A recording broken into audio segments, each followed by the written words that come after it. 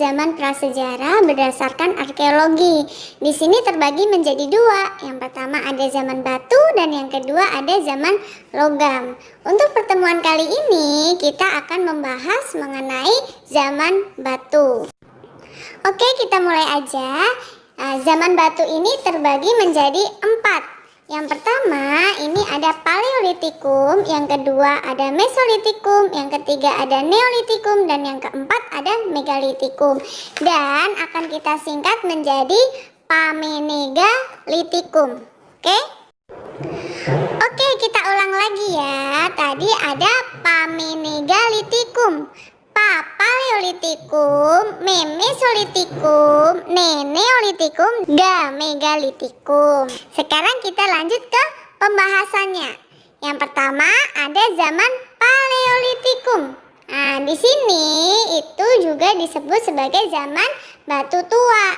Zaman ini ditandai dengan penggunaan perkakas yang bentuknya sangat sederhana dan primitif. Nah, di sini manusia itu masih hidup secara berkelompok, tinggal di sekitar aliran sungai, gua, atau di atas pohon. Dan mereka mengandalkan makanan dari alam dengan cara mengumpulkan serta berburu.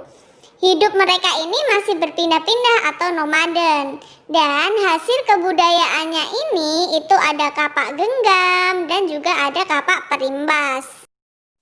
Oke, yang kedua ada zaman Mesolitikum.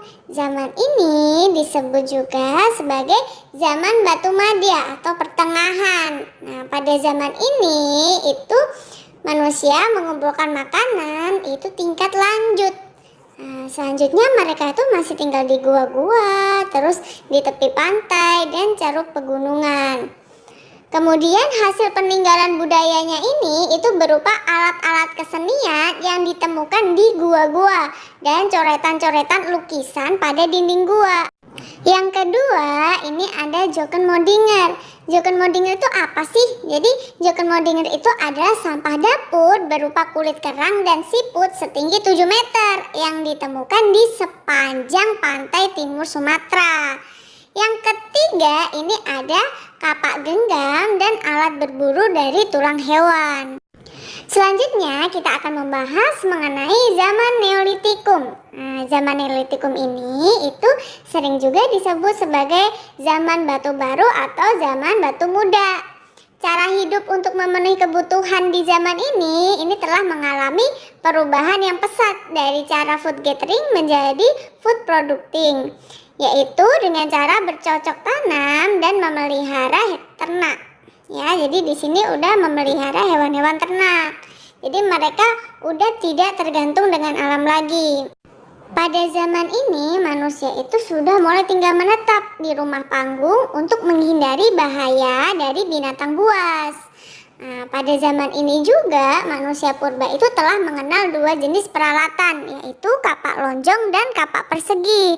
Kapak lonjong ini digunakan dalam upacara-upacara untuk menghormati roh leluhur, dan kapak persegi ini itu adalah benda pelengkap upacara atau bekal kubur. Jadi bisa diartikan pada zaman ini itu manusia sudah mengenal kepercayaan.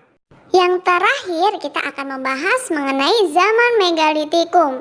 Jadi zaman Megalitikum ini sering juga disebut sebagai zaman batu besar. Nah, di sini manusianya itu sudah mengenal kepercayaan animisme dan dinamisme. Kalau animisme ini kepercayaan terhadap roh nenek moyang, kalau dinamisme kepercayaan terhadap kekuatan gaib ya. Oke, selanjutnya kita akan membahas mengenai peninggalan yang ada pada zaman Megalitikum. Nah, ada banyak nih. Yang pertama ada menhir. Menhir itu ada tugu batu sebagai tempat pemujaan. Yang kedua ada sarkofagus, yaitu bangunan berbentuk lesung seperti peti mati. Yang ketiga ada dolmen. Jadi dolmen ini adalah meja batu untuk menaruh sesaji. Yang keempat ini ada kuburan batu. Jadi kuburan batu ini adalah lempeng batu yang disusun untuk mengubur mayat. Yang kelima, ini ada punden berundak, yaitu bangunan bertingkat-tingkat sebagai tempat pemujaan. Dan yang terakhir, ini ada arca. Jadi arca ini adalah perwujudan dari subjek pemujaan yang menyerupai manusia atau hewan. Oke, sampai di sini udah paham? Nah, nanti akan Miss jelasin lagi di video call ya, lewat Zoom atau lewat WA. Oke, bye-bye. Sampai bertemu di video-video selanjutnya.